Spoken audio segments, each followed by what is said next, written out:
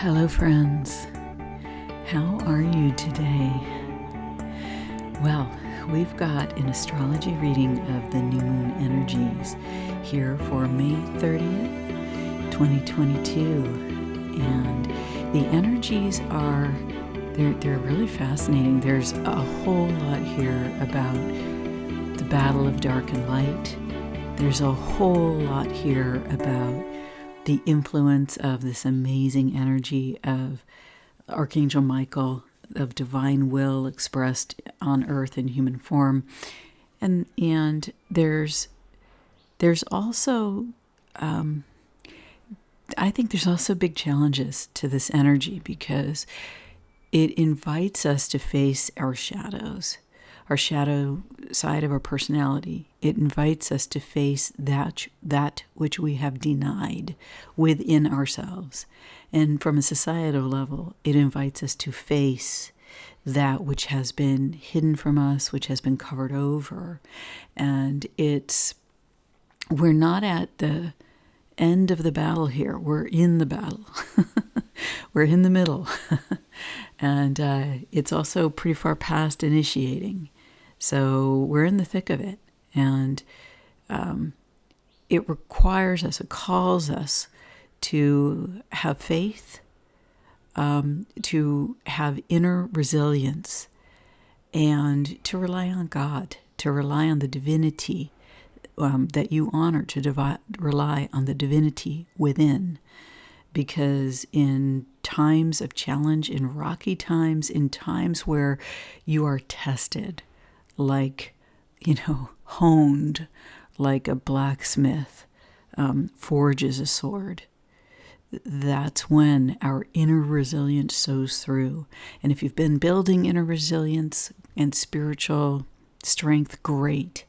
And if you feel that you need a boost there, this is a time to focus on that, because it will behoove you as these energies last for months. They affect us for months going forward. So let's take a look.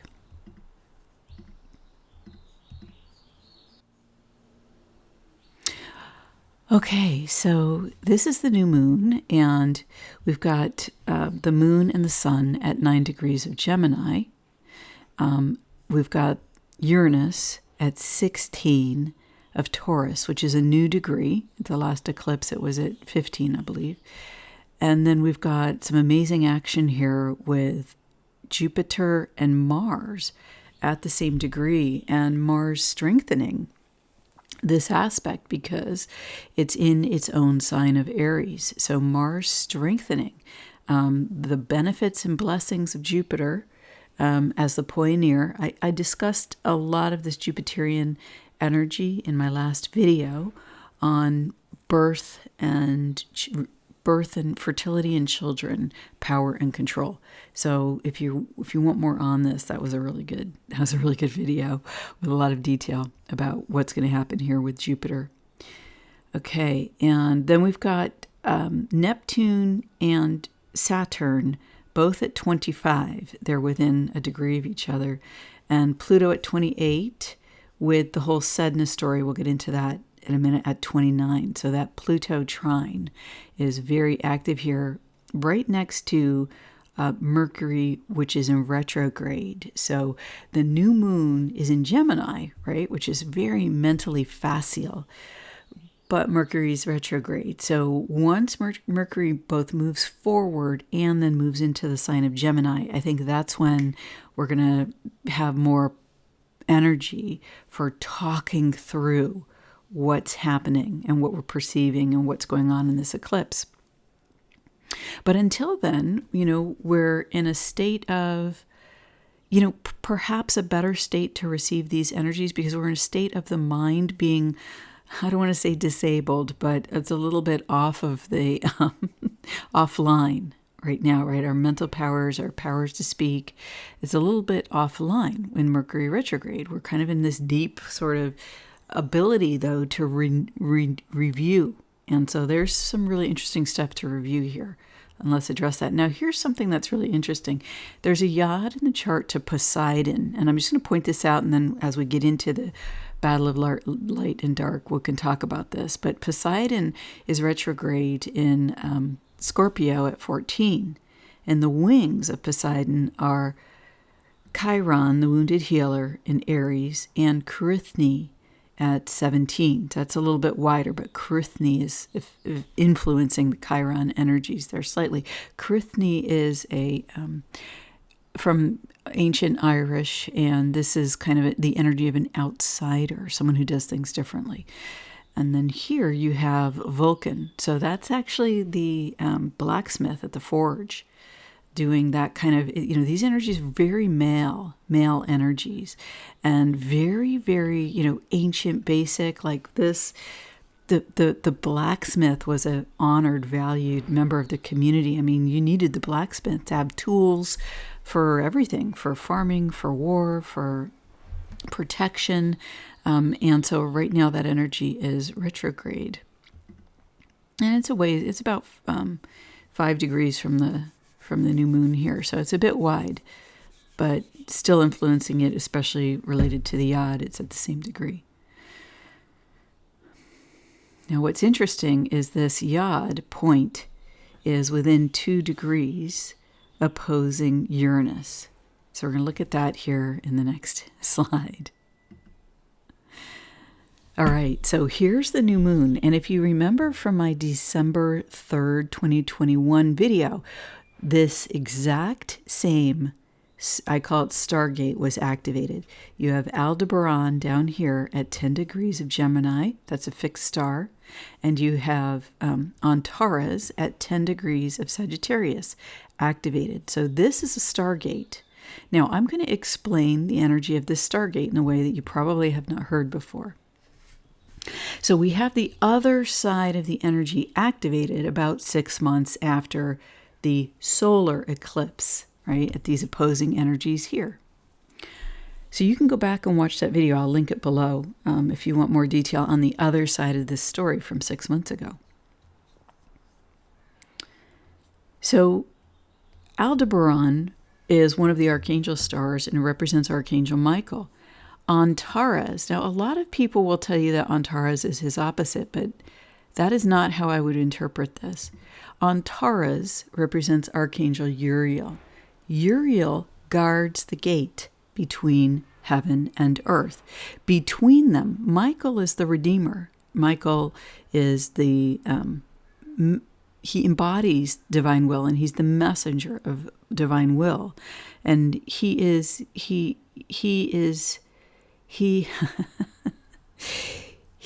mission is to redeem the souls of earth, right? To bring us back and to be here until all of us return home, return back to a proper relationship with the Creator that created us, essentially return to the light.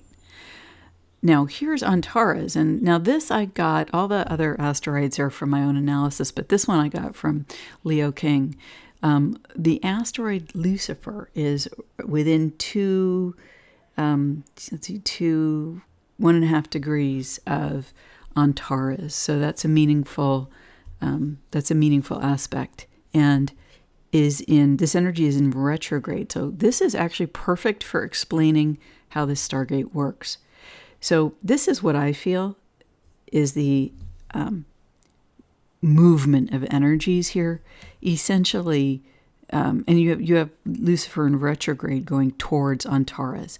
So you have the forces of darkness attempting to close human access to the Stargate, all right, to the portal to expand our relationship with God, the Creator, the Most High, the source of all that is, the divinity that is you in living form, the spark of the soul, even that you are, because you're a living soul in a living human body. And so these forces of darkness, with the Prince of Darkness right there, their mission, right? He's making it very clear here. He's at the eclipse, he's attempting to move, right? He wants to move in front of or affect humans' ability to enter the Stargate, because the gate between heaven and earth, one can say that gate is within the human heart, the portal of the soul within the human heart, the gate to God, the gate to the divine, the gate to your own soul. And so what happens here is the forces of darkness attempt to tempt us to turn away from that light, from that gate, from that opening, from that connection, that one-to-one connection with soul, with the living light of the divine that we have as our birthright, to have that relationship, and then to bring it into the human body and bring it into human form. And he says, oh, hey, that's cool, but hey, why don't you do this?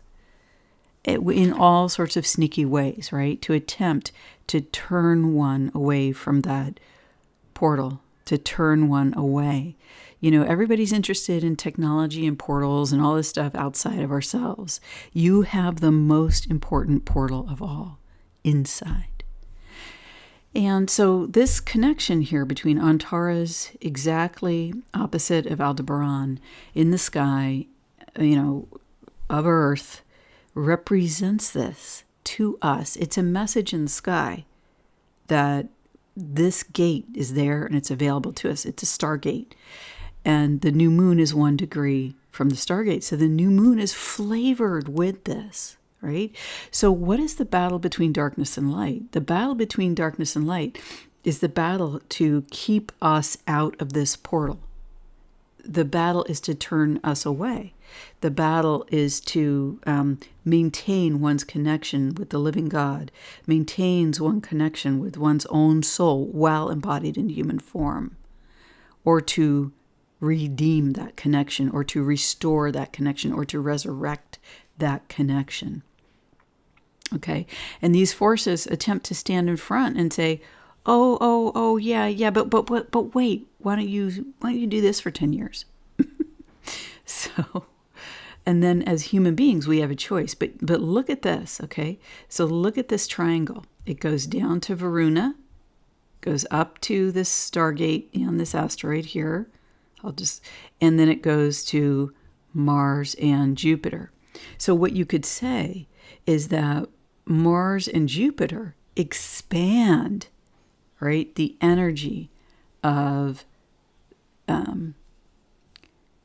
access to the gate, expand the energy potentially of attempting to enter the gate by humans, and potentially expand the energy of the forces of darkness attempting to prevent us from accessing the gate, the Stargate within the living human heart. Okay? This is major and big. Okay, this is a major message of this eclipse. Now, check this out. Uranus is at 16. We said it had just moved to 16 prior to the eclipse, right? A couple days before, a few days before. Well, the Sabian symbol for this is Taurus 17. Taurus 17 is about swords and torches, the battle of dark and light.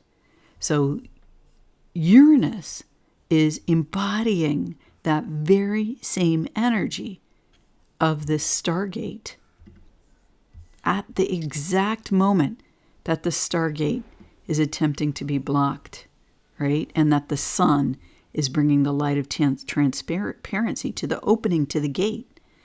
Because last time the sun was at Uriel's side of the gate, but this time the sun and the moon are at Archangel Michael's side of the gate. And we have more ability to enter and to connect from this side as living human beings. And I think that's why the tempo, the cries of the parasite, as my friend Andrea likes to say, who trained me in astrology, and a link to her information is below, because she gives great tarot readings, and she gives great readings of spiritual guidance through automatic writing. So this gate is more accessible because Archangel Michael is more accessible to us, right? Because it's a lot of work to get to the place where you're at the gate between heaven and earth, up here within Taurus. It's a lot of spiritual work, and it's a lot easier. Archangel Michael meets us at every level of life. And, the divine will is present for us in our lives. God is present for us in our lives at any point in our life, right? We can turn to that energy and say, yes, yes, I want to reconnect, right? That's the story of the prodigal son in the Bible. So back to this triangle. So we've got the triangle with Varuna as well. So Jupiter and Mars is making this big and in our face, and it's about to do that over the next 6 months. Okay, the forces of darkness, right, at one point, and the opportunity to enter the portal of the heart, to have that relationship with divinity. That's what the choices are about here. It's that stark. At the other end of the triangle, the third point is Varuna, and Varuna is now moving forward, having been retrograde for quite some time. Varuna is very similar to the energy of Poseidon, who has the yad at the moment. Varuna, the god of the sea, the Hindu god of the sea, who brings law and order and justice, who binds sinners. Isn't that interesting? So you see what's going to happen here. The choice is stark. You can choose the path of the Stargate, the path of learning to open the heart, of connection with your own soul, of connection with God the Most High, of connection with the divine, the divinity that you are as a living human being on earth. Or you can be bound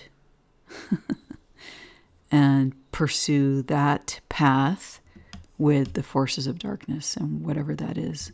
And, not everybody makes different choices, and suffice it to say, all choices are valid. Even if I don't like the choice that another person is making, I know that they are a human being with a living soul inside them, and God guides them in perfection, right?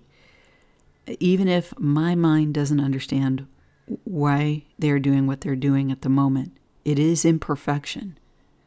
And darkness will be turned to light eventually. Okay. Now, the other thing that the triangle and the circle can represent is the ability of the forces of darkness to have their own process of ascension. So if someone walks this path, there is a process of returning back to God. And it is extremely challenging. And the reason it's extremely challenging is because it involves loving oneself unconditionally after having done terrible things. And that is not something that I would wish on anyone. But as we look around us and we see in the human world that there are people doing that right in front of us. Okay, and remember that Medea was right here. Medea was at 9 of Cancer, 9 degrees, which is semi-sextile where the new moon is, was at 9 degrees of Cancer last week, when in the United States we had that terrible tragedy with children. And I believe that if the forces of darkness which were involved, which I believe they were, it was to, Medea's a psychopath. So I believe that what the action was to imbue the new moon with that energy. That was the intention, right? Because literally you can't look at the paper. Like it's been days now, and it is a real, obviously these are real stories and real issues, but you can't look at the paper without seeing that. And so its desire is to imbue this energy with that tragedy, with those terrible acts, as a way of getting us to turn to sadness, to bring us down, because that closes the portal, that draws us away from this Stargate, from the portal of the heart. It's a terrible strategy, but it's an effective strategy by the forces of darkness. Medea was at 9 degrees. the eclipse, the new moon. I'm sorry, not eclipse. I said eclipse because, okay, everything that I've said, this is the new moon. I'm sorry, I think I called it an eclipse. And I apologize for that because I'm not going to go back and fix it. I apologize for that because I was thinking about the eclipse directly opposite December 3rd, 2021. So just new moon going backwards, okay, over all this. It's the new moon here at 9 degrees. So what they attempted to do was they attempted to imbue the new moon in May/June with this energy of that in the United States of America, right? So the dark forces get their digs in of what they want to transpire. But we are living human beings with living souls, and we get to make the choice that we want to make. And so yeah, that's intense, isn't it? It's really intense. And one of these choices addressing these activities that I'm talking about that have been dominating the news? Sure, yes. But I believe that the way to address these things is to build better people and to reconnect with God and to open the portal of the heart and to be the light that you are. Okay, so now let's keep going here. And what I want to do is show you an interesting story because it relates with this battle of darkness and light. Down here, we've been talking about Sedna for, going back to the December 3rd and November 19th eclipses in 2021.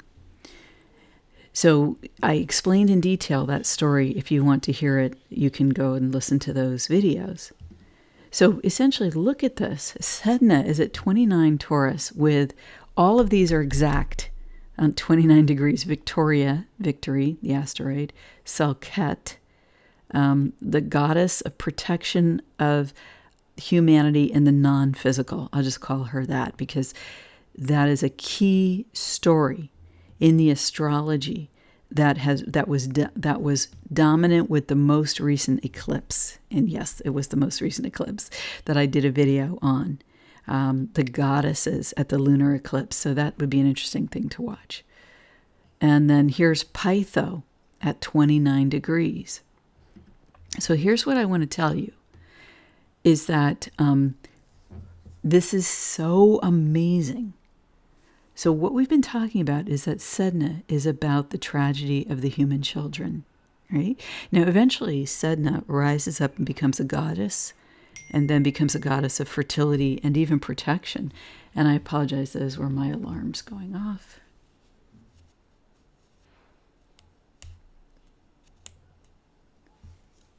Okay. Pytho was the ancient reptile. Pytho dominated the consciousness in ancient times and resided in the temple at Delphi. In other words, Pytho, the ancient serpent, had dominion over the consciousness, right, because of humanity, because the temple at Delphi was where the oracle, the priestess, spoke from. And Python had dominion over it. In ancient times, Archangel Michael, in the form of Apollo, the first thing Apollo did when he got to, full form was go and kill Pytho. He destroyed Pytho and claimed the temple at Delphi as his own. Therefore, the oracle at Delphi now spoke in alignment with divine will, in alignment with Apollo, who we could see as the embodiment of Archangel Michael in those times. Selket is a protector of humanity in the non-physical. In the lunar eclipse goddess story, I talked about how Lilith has decided to stay in the sign of Cancer after reporting about the psychopaths affecting Earth through the representation of Medea's activity that was in that video. And Lilith is a protector, as Hecate, her other name. She is a protector in the non-physical. She understands that, as does Selket. In fact, Selket had an implement, a tool that she used in the non-physical to ward off or eliminate demons, non-physical negative energies, and so on. So it's fascinating that things are coming full circle. Future proves past. Archangel Michael defeated the Python in ancient times. And Selket protected humanity from the non-physical negative in ancient times. And here they show up next to Sedna, who is next to victory.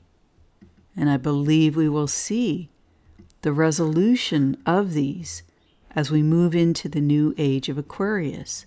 Once again, the negative force must be defeated for us to move forward.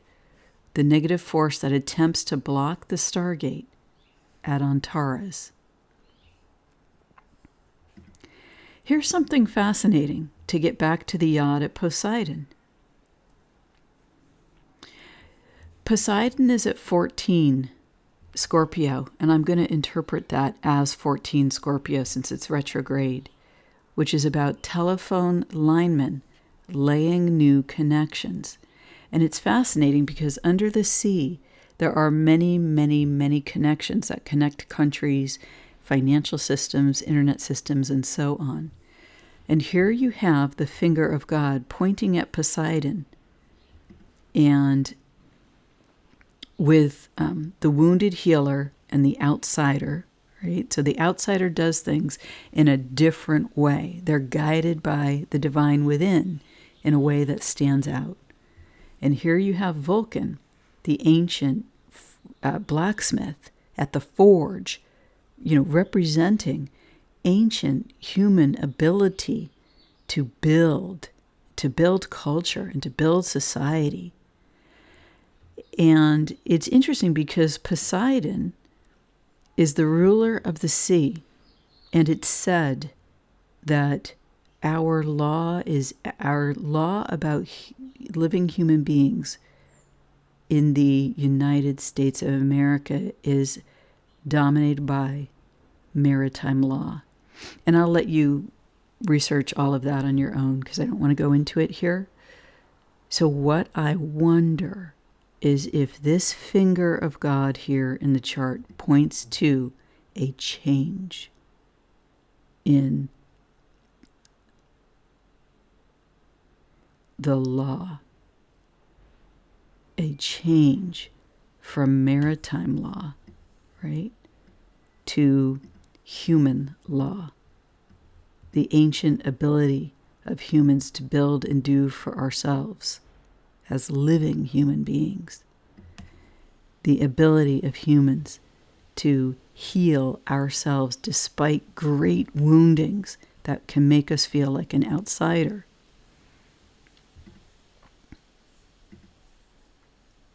The ability of human beings, with the assistance of the divine, to heal the trauma of our children, of ourselves, of our relationships, and of our families. Backing us up in building new structures is Saturn here at 25, boosted and semi-sextile by Neptune, supporting our hopes and dreams for the future. Pluto at 28 sextile, helping us to burn away the illusion. Eris at 24, the goddess of discord, who creates discord so that things can right themselves again when the group is brought back together. And then you have abundance and Machiavelli at 24-25 here, which are sextile to Eris, which are square to Neptune in trine with Saturn. So we've been through, right? We've been through a fight with the forces of darkness. We've been through a fight with the devil. We've been through a fight with our ancient influences and the reptilian brain of the human, right? The ancient brain that's just on some kind of a instinct, right? An animal instinct. But we've learned a lot. We've become stronger. We've become more mentally facile. And we can use our understanding as we build new structures in alignment with our highest good. When we accept and love that which we have denied, our ability to create discord. Oh, but that gets people to look at things in a new way.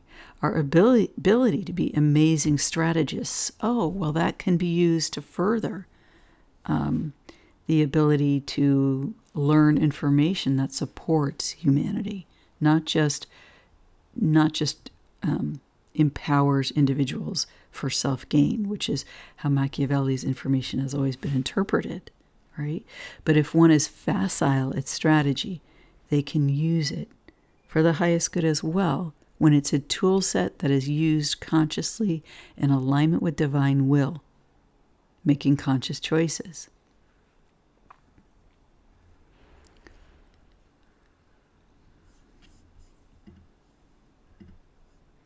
This is an amazing energy and an amazing time.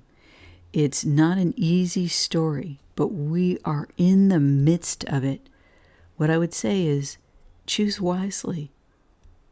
Make a conscious effort to apply your focus in ways that will support you and benefit you, because you want to have a firm foundation to the best of your ability. We're all humans and we have limitations and we make mistakes. But contrary to the it's all about me, right? Of the self-serving, dictatorial typical force of darkness, right? As human beings, maybe we are meant to rely on each other. Maybe we are meant to each have a piece of the puzzle. Maybe we are each meant to bring something to the table, to work in communities as we traditionally did.